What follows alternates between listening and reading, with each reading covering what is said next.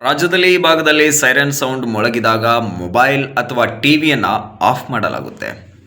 Siren ಹೊಡೆದ ತಕ್ಷಣ ಯಾವುದೇ ತರಹದ ಡಿಜಿಟಲ್ ಸಾಧನಗಳನ್ನು ಬಳಕೆ ಮಾಡುವಂತಿಲ್ಲ. ಅಂತಹ ನಿಷೇಧವನ್ನು ಈಗ ಬೆಳಗಾವಿಯಲ್ಲಿ ತರಲಾಗಿದೆ ಅಂತೆ.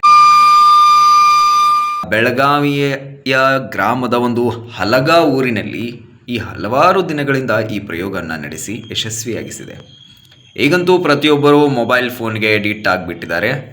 ಮಕ್ಕಳಿಂದ ಹಿಡಿದು ವೃದ್ಧರವರೆಗೆ ಪ್ರತಿಯೊಬ್ಬರೂ ಮೊಬೈಲನ್ನು ಬಳಕೆ ಮಾಡುವುದು ನಿಲ್ಲಿಸೋದೇ ಇಲ್ಲ.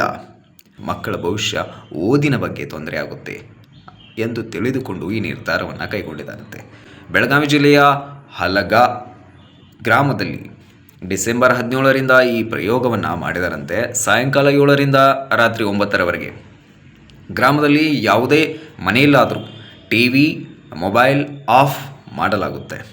ಪ್ರತಿಯೊಬ್ಬರೂ ಪ್ರತಿದಿನಾನೂ 2 ಗಂಟೆ ಕಾಲ ತಾಂತ್ರಿಕ ಸಾಧನಗಳನ್ನು ಬಂದ್ ಮಾಡಿ ಮತ್ತು 9ರ ನಂತರ ಗ್ರಾಮ ಪಂಚಾಯಿತಿಯ ವತಿಯಿಂದ ಸೈರನ್ ಸೌಂಡ್ ಮೊಳಗುತ್ತೆ. ಆವಾಗ ಮೊಬೈಲ್ ಟಿವಿಯನ್ನು ನೋಡಬಹುದಂತೆ. ಒಳ್ಳೆಯ ವಿಚಾರ.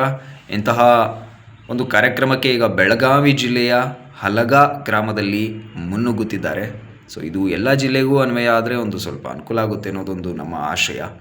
ಜೊತೆಗೆ ಮಕ್ಕಳ ಭವಿಷ್ಯಕ್ಕಾಗಿ ಈ ನಿರ್ಧಾರ ತೆಗೆದುಕೊಂಡಿದ್ದು ತುಂಬ ಅನುಕೂಲ.